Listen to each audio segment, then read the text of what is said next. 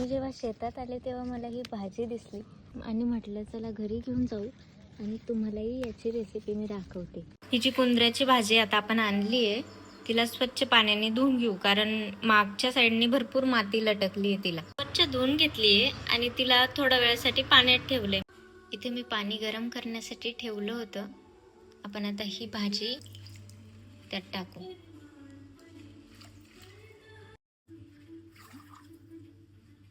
भाजीला आपण फक्त 70 ते 80% शिजवणार आहोत।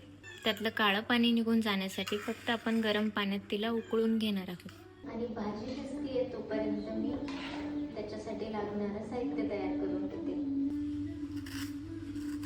काही मिरच्या आणि थोडासा लसूण घेतलाय। मिरच्यांचे तुकडे करून टाकू म्हणजे खलबत्त्यात ते इझिली कुटता येईल आपल्याला। याच्यातनं आपण थोडंसं मीठ टाकू म्हणजे त्याचा कलर।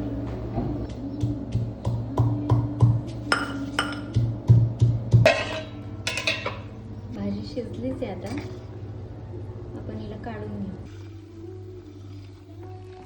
भाजी आपण थंड पाण्यात टाकू म्हणजे भाजीचा कलर हिरवाच राहील। तेल टाकून घेऊ, त्यानंतर जिरे टाकू आणि आपण केलेला मसाला।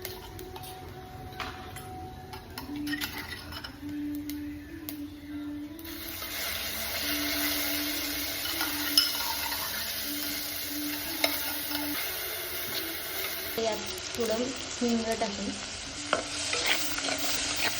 आणि मग कांदा।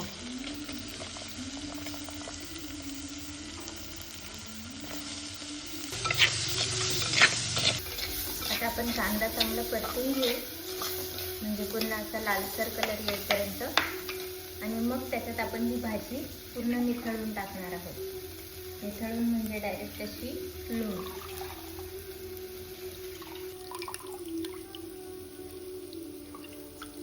कांदा परतत आला आहे, यात मी चवीपुरतं मीठ टाकून घेते। पण भाजी टाकून घेऊ